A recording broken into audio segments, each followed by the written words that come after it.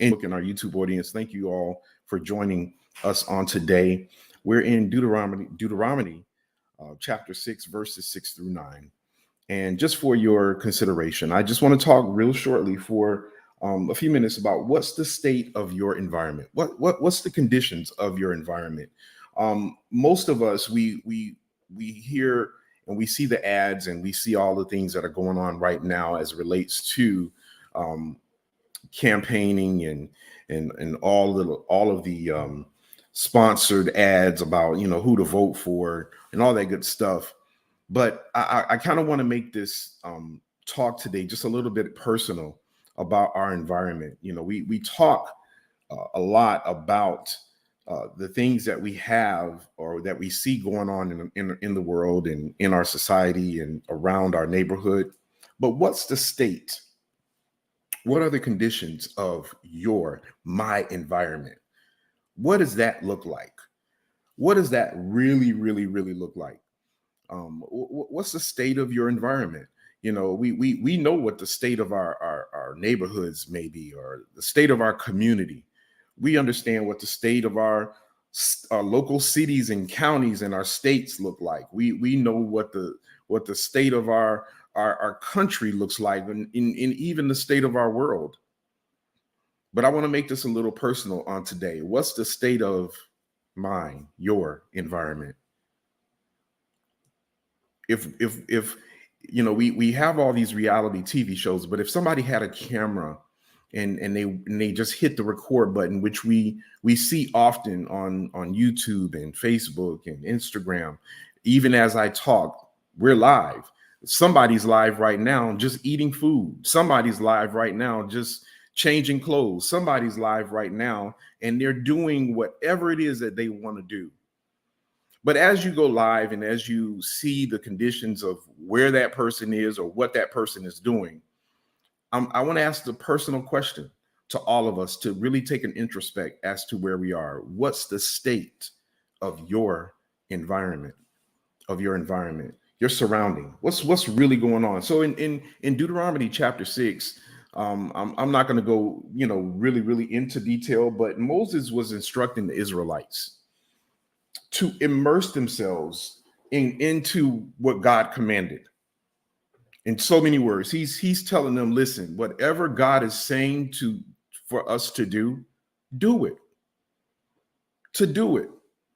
But these verses really, really captivate that statement in so much detail. And I want to talk about, the statements that are made in this verse on today, because it is so needed in this time, so needed in this time. When you think about your environment, it's everything. It's everything. It's everything that's around you, and the people that are around you, and the conversations that are around you, and the music that's around you, and the things that we have inside of us, right?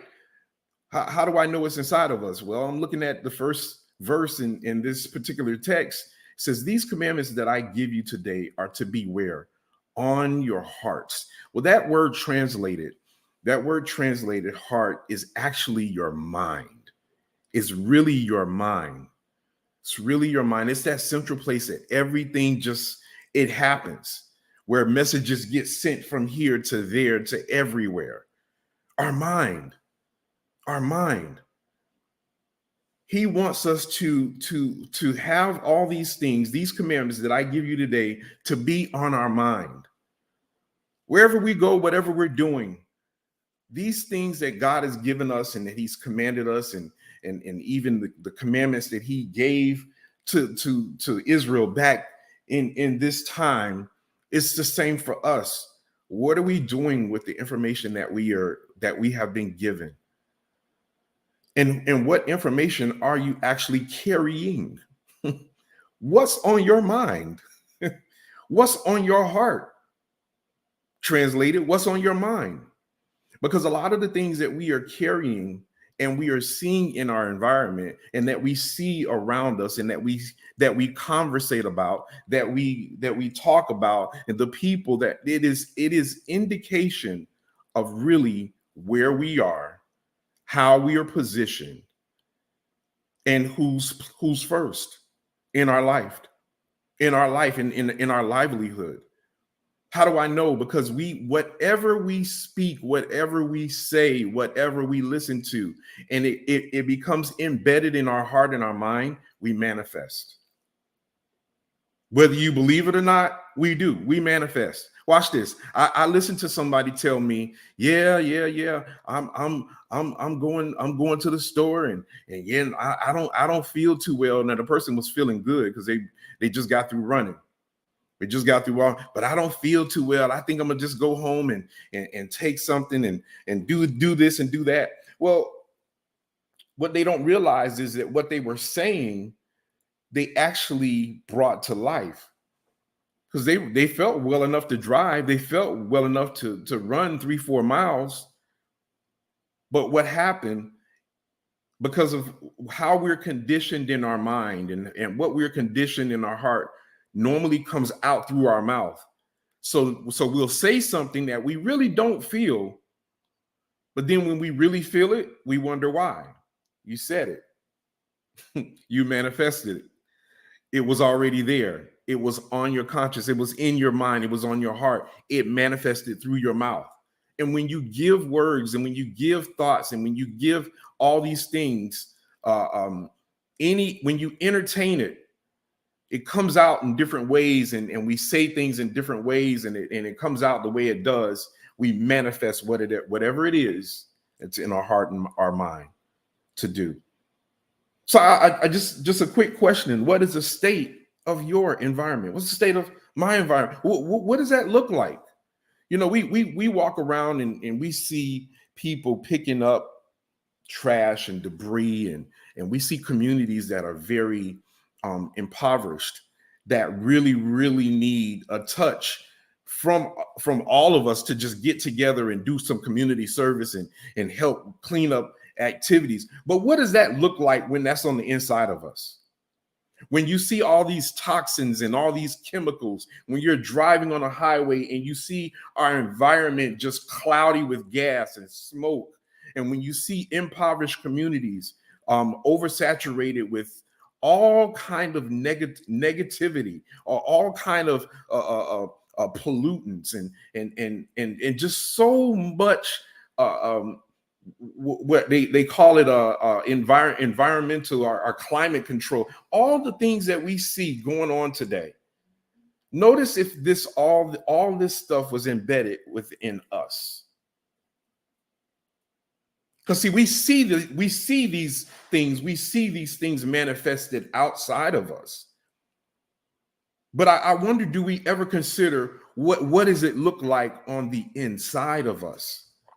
What those things look like on the inside. I want to ask a couple of questions. I just want you to think about and ponder. Who are your friends? What kind of books do you read? What kind of movies do you watch? And what kind of magazines or social media sites do you frequent often? What are your hobbies? What are some of your recreational activities? And who feeds your musical appetite?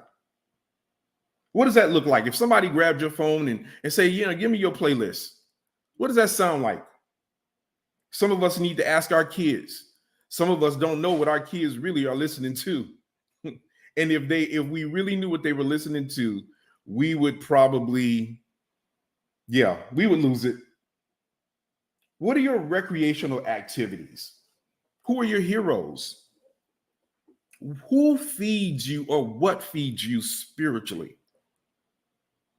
See, these things that I'm asking determine your environment. See, it's easy for us to look out into our society, into our worlds, into our communities, and we see the things that have infested our environment. But I want to make this personal on today. What are the things that we see that are inside of us? And when we answer some of these questions that I just asked, what are the conditions of your home, of your schools, of your work? How connected to you are you with your own goals and dreams and aspirations of things that you're trying to achieve. These things will help better answer the conditions of our environment. So I want to go back. I want to go back into the text, and again, I'm gonna be out of the way. There's so much to unravel here, but I want to just leave you with just some things to think about, because there's so much that we can get out of what Moses was given to the Israelites during this time. But I want to jump to verse 7. Verse 7 says, not only do we have these commandments that were given to us, be on our hearts, but he said, impress these commandments and these same teachings of God upon who? Your children. It says, talk about them when you sit at home, when you're walking along the road, when you lie down, and when you get up. That leaves no space for anything else if we really think about this. Sometimes we wonder why our kids are infiltrated with so many things. We wonder why our kids are really, really they're consumed.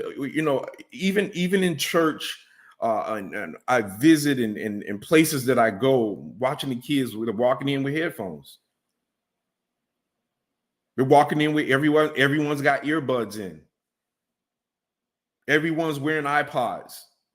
We're so disengaged with each other to now everything is just about what it is I'm listening to or whatever it is I'm sinking into my head.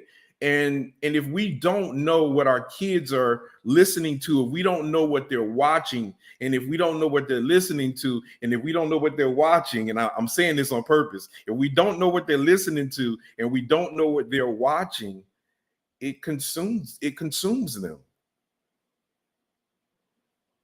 That's why we are to impress. And that word doesn't mean to flatter.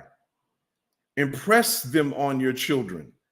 That word literally means that we are to sharpen their skills as it relates to the things of God. That we're to talk about them even when they're sitting at home, when they're doing their work. How do we take certain things and integrate God's word in it? Easily. So when we're in his word, it's easy when they're at a point of wanting to give up. We could talk about all type of stories in the Bible where somebody wanted to give up and they didn't, and how God came through for them. These same type of things, are we really impressing them upon our children? This is a generational thing. What the state of your environment is a generational thing. You wonder why the generations that are coming up and the Gen Zs and the millennials and all the ones that are after us, they're doing so many things. It's on us. What are we doing? What are we doing? And I want to make this personal. What are we doing in our own homes? Who are we impressing in our own homes when we're instructed that we should be teaching them about God? We should be impressing our children when they're not only when they come from school, not only when they go to dinner or whenever they're going about, or when we're driving to the mall and when we're going to pick up another game for the PlayStation. Not only doing those fun times, but when they lie down, when they get up.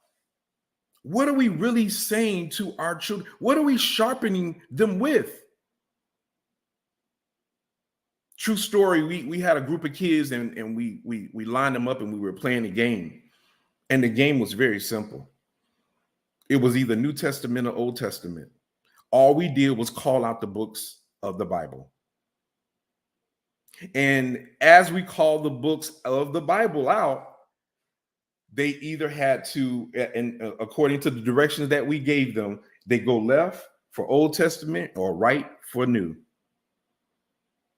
Over 60 to 70% of the kids got every last one of them wrong. What are we teaching when we don't even know what the books of the Bible are? The book of Ruth, is that new? Matthew, Old Testament. I mean, confident and wrong. What are we teaching? Because let me tell you this, if you're not teaching them something of substance, I promise you they're getting something that they don't understand through who they're listening to. And these artists and these influences, they're not holding anything back. They're getting it raw, they're getting it unedited, they're getting it uncut. So I ask you the question again, what are we doing and what's the state of your environment, my environment? So verse number 8, tie them as symbols on your heads, on your hands, and bind them on your foreheads. These things that God is teaching us through his word, these principles that he has in his word, the things that he's telling us to do to have good life. He said, tie them as symbols on your hands. The very things that we work for, the very things that we work with. He wants us, he wants them to tie them as symbols on our hands as a reminder of what we should be doing. And then not only that, but bind them on your foreheads. In other words, he wants us not only to be thinking about these things, he wants us to be about these things. Whatever you find your hands to do, whatever is on your mind, right? Right. And then verse 9 says, write them on the door frames of your house and on your gates. Do you know back in the Old Testament, that they would, we go to, houses now and we don't see much. We can tell you the color of the door. We can tell you what was on their mat. But do you know that there were impressions on the doors of houses back then, that the wooden doors that they had in their houses, they were impressed with those Hebrew words of the Bible. It let the people that were outdoors know exactly who they are or what they represent. Now, I'm not saying you got to go and put John 3:16 on your doors and have it all in big letters. I think the deeper meaning is that when people open up or knock on your door, who are they getting? Who are we really representing? Who are we really representing? So I want us to just really consider. I want us to really consider some of these things that we have and that the Bible is teaching us when it talks about this. The word in verse number 7, there's a word. Verse number 7 tells us to impress. That word impress God's commandments on others. That Hebrew word is shanan. It means to teach carefully and repeat it. That's why I started repeating those words. That's why I kept saying it over and over again. That's what the word impress means. Shanan, to do it carefully, to teach it carefully. So you're instructing them to do something, do it with precision, do it with care, do it carefully, and do it repeatedly. Do it repeatedly, do it often. This is how behaviors are fashioned and modeled. This is how habits are formed. So how often do we do a certain thing repeatedly, carefully, and it's being taught to our children? I would ask, even us as adults, when we have friends and we have family and we have our co-workers or constituents or whomever in our environments, What is it that we are impressing upon them, or they to us? Right? What is it that they're impressing upon us, or we to them?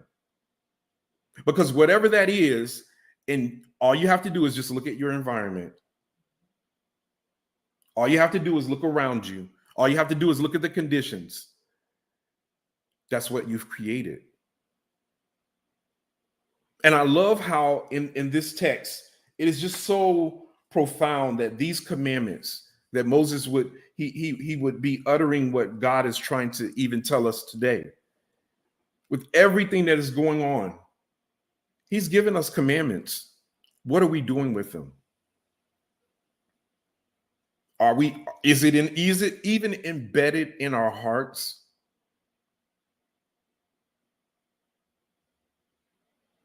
I wonder what it is that's important. I can tell you a lot of things that's important by a person by what they repeat, what they say, and how often they say it,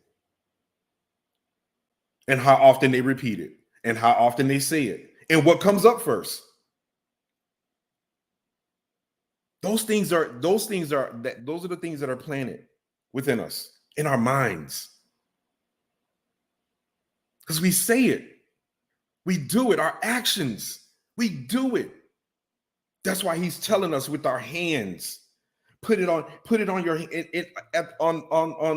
on the symbolism of our minds, on our foreheads. Because if we're constantly reminding ourselves who he is in us, what I should be doing in him, we'll start to see a change within us, which in turns changes my environment. Most of us don't understand why our environment is not what we want it to be. Here's a remedy. I want you to go look in the mirror and examine yourself. Because that's something that most of us won't do. We love to look at what everyone else is doing.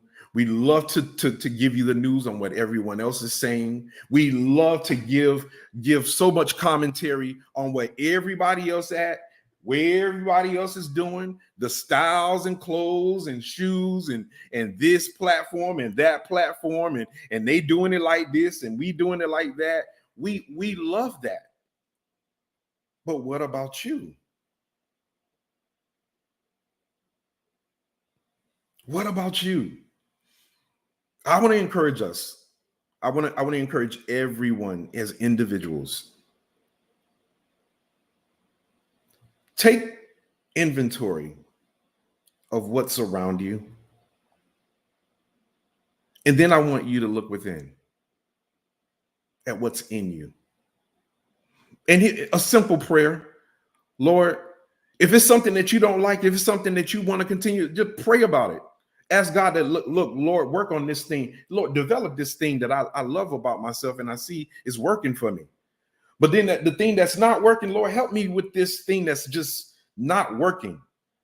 Take this away from me because I don't want to care. I don't want my kids to have to deal with this, or I don't want to teach them this precariously through my behaviors. Watch this. It's not some of the things that we're saying is what we're doing, that we're teaching more than what we're saying.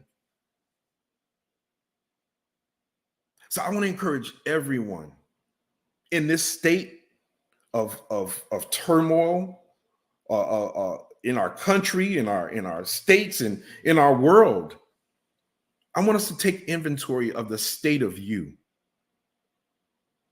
the state of your environment, the state of what's going on in your world, in your mind, in your heart. What are you teaching your kids? Because watch this, whatever they say, whatever they're doing is an impression of you. A tree is only known by its fruit and the fruit that it bears. I want to encourage everyone here on today, take inventory of the state of your environment, of the things that are right in you, the things that are right around you. And sometimes you avoid. Sometimes we look at it and say, I'll deal with it tomorrow. You've been avoiding this thing that you said you're going to do in February, and here we are almost in November, and it still hasn't been done.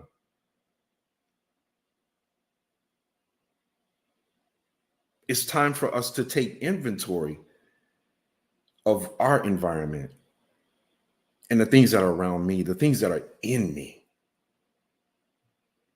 Simple prayer, Lord, help me to control my environment, to control my environment, to control my environment, to control my environment, to control my environment. Because what's in me is normally what's going to come out. I pray that you all were blessed by that word, and that it gives you insight of not only what we should be doing, but what we should be teaching our kids, what we should be teaching those that follow us, those that are in our inner circle, those are those that are around us, or those that are connected to us. What are we modeling? What are we impressing? What are we precariously teaching, carefully teaching, and repeatedly teaching it over and over again? And that Hebrew word shanan, that word impress, that's what that word means. I want to encourage you all today to just take inventory of you. God bless you, Facebook. God bless you, YouTube. Thank you for joining us on today. I pray that you were blessed by the words that were spoken on today.